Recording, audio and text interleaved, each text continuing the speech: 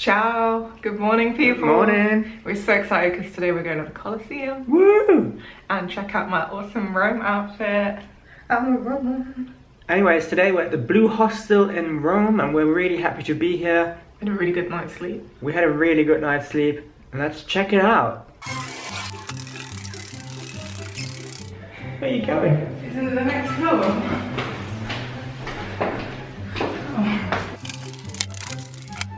And that was the way up to our hotel room. Here we are.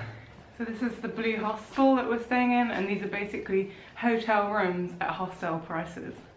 So what makes this Blue Hostel like a hotel is that it's not really like a hostel, you know, like we're not in dorms. They don't have dorms here, it's all private rooms with an ensuite. But then it's not like a hotel because it doesn't have 24-hour reception and it doesn't have hotel prices, it's cheaper than hotel, and they don't do breakfast. So it's kind of like this weird hotel hostel hybrid, and as far as we can see they've got the best bits of both worlds. It's very quiet here, there's no kind of like hostel atmosphere. We don't actually really like hostels, so you know, it's perfect for us. It's not really like a hostel. Yeah, it feels like a hotel.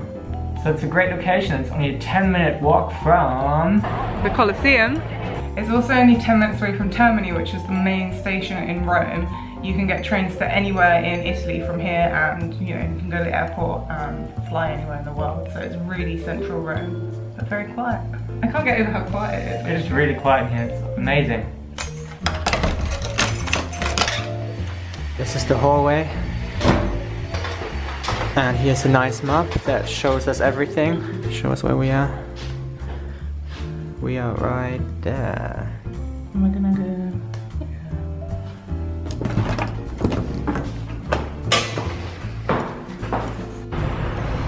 Okay, so here we are at the entrance of the Blue Hostel. It's a little hard to find, but you have to look out for this little sign right here. So it's actually a listed building, which is why they can't have a bigger sign, but it's really well placed on Google Maps. So once you find the spot on Google Maps, just look for that little sign. It's really easy. That's right, and this is what the building looks like. And it's right next to this hotel, which is called Hotel Giubileo. It's Christmas in Rome. How really beautiful. Look how beautiful this tree is. Oh. Still pretty, and check out that building, whatever that is. Check it out, it's Santa. Oh my god, Santa! I know him! So on the way to the Colosseum you have to go through this quite pretty park. Well, we think it's pretty anyways. Only if you're coming from the Blue Hostel. That's right, only if you're coming from the Blue Hostel, which we're assuming you do. Because it's awesome. Yep, because it is awesome, by the way. If you're interested in booking, there's a TripAdvisor link in the description. What I really love about Rome is that there's all this kind of really ancient stuff and they just carry on like it's no big deal. Like, oh yeah, whatever, it was built like a billion years ago. I know. No one cares. It's just like, yeah, Rome. So yeah, you can see the Colosseum already. And we're gonna go and check it out. Yesterday when we were walking towards it, I was like, is that the Colosseum? We weren't sure. I laugh at top. Okay, so there's the group entrance, and if you go in there that way, it's 25 euros and you get a tour guide and entry to the forum and I think Palatine Hill. We're gonna go for just the normal entrance because we're normal. Anyway, this one is 12 euros each, so. So that's us. To buy tickets you have to go along here, and the tube station is just over there. Oh my god, how do we get in? And oh, dilemma almost, how do we get in? And we've been lied to already, but it says here tickets and opening hours, so there we have it in writing. So yeah, so let's queue. Queue doesn't look that big. Alright, so it's now 10 AM in the morning and we're going to see how long it takes to queue. So there's an X-ray machine where you have to put in your bag or whatever. We put just in our, like in Roman times. Yeah, just like in Roman times. We put in our camera and our other camera and our GoPro and our phone, and that's it, no problem. And now we're in, I think, so that only took a few minutes. Well, we have to get a ticket. But yeah, we now have to get a ticket, but okay, so we just came from there and ticket office is just there. That's what the tickets look like. That's so cool. And it took 9 minutes.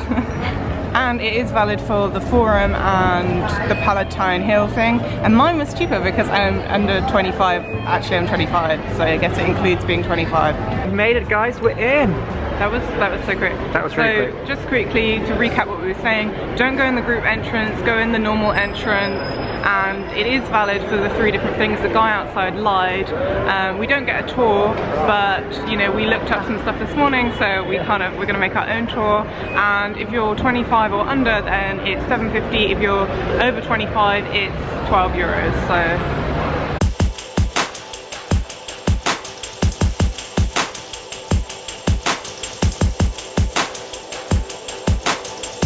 First things first, trying to take some good photos for Instagram. You go, girl. Okay, first things first, this was built in 80 AD, so that's like 80 years before Christ or something. It started building in 70 AD, so it only took 10 years to build, which is pretty impressive because it's massive, but it took 60,000 Jewish slaves to build this, so that's kind of sad, I think. Yeah, but yeah, it only took 10 years to build, which is incredible considering how big this place is. Yeah.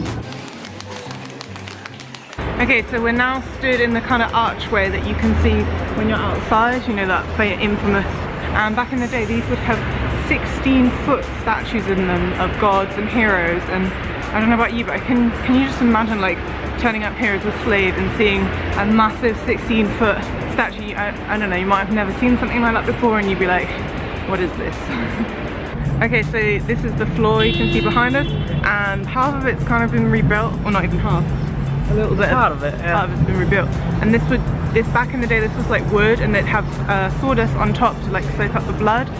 Sandy sawdust. And they think that they also had kind of like booby traps, so they'd have lions and stuff underneath here, the bit you can actually see now, but they couldn't see then, and lions would just like jump up and kill them. Well, you had to fight the lion. Oh. Yeah. Try and fight it, that was the point. The gladiator, entertainment.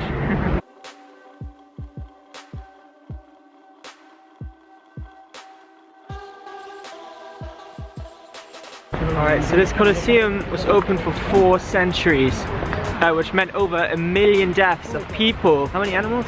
So they killed about 11,000 animals a season, so, well, I guess 4 seasons times 4 centuries. And some animals have been extinct here, apparently. Yeah. So the Balkan lion and the North African elephant actually became extinct here, which is really sad, actually. It's crazy. But when you think about it, everything about the Colosseum is sad. It was built by slaves, 1 million people died here, loads of animals died here. I don't know why people come to see it, because it's just like a massive, spectacular slaughterhouse. It is just really impressive that they built this so long ago, I guess. I can build this now. I couldn't build this now. Okay, so like I said, we didn't get a tour guide or even one of the tour telephone things that you can have, because we kind of felt like we knew enough ourselves, and we wanted to take photos and videos, and we didn't want to be kind of like bored. And we both studied Romans at school, and we watched a couple of YouTube videos, and we've seen Game of Thrones, so you know, we know what happened here. There were slaves fighting, there were gladiators fighting, there'd be dragons flying in. You know, who needs a tour guide? So there are 3 main reasons for the Colosseum. The first, it was a gift from the Flavian dynasty to the Roman citizens. Second was entertainment. And the third was to showcase Roman engineering. So they used to have festivals and games here which could last up to 100 days. That's so long. Which is really long. Like a lot Quidditch. A lot of deaths and fighting and slaughtering. Okay, so gladiators would fight to the death here. They used to have mass crucifixions. Wait, what's the word? Crucifix. Wait, they used to have mass crucifix here. They would also do animal hunts as well, so they would hunt everything from lions to tigers to bears, but also ostriches and crocodiles, rhinos, and like we said earlier, lots of animals were actually extinct here, which is kind of disgusting. So believe it or not, they would actually flood this thing as well and have battles on water, which I think is kind of cool. I mean, not the killing part, but the fact that it was just so, they thought about it so much. There were so many different ways to die here and so many different uses. So they used to have mini ships, which they used to have battles on, and then a lot of people used to die at sea. At sea, they used to drown. Yeah, I don't know why I'm smiling. I do think that's kind of impressive though, that they... It is impressive that they thought about it and they executed it in those times. Pun intended.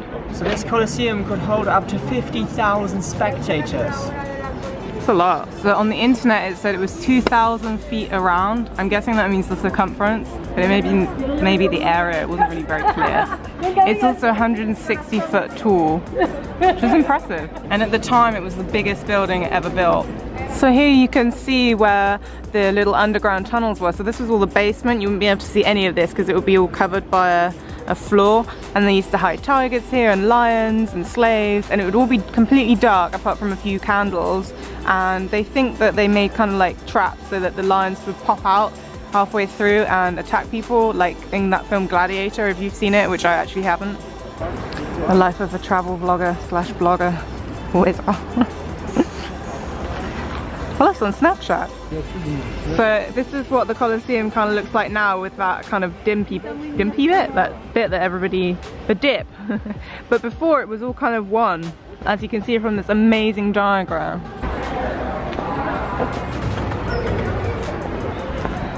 All right, now we're done. That was fun, I really enjoyed that. Me too. Okay, so we just saw the Colosseum, it was really cool, and now we're about to head out for lunch.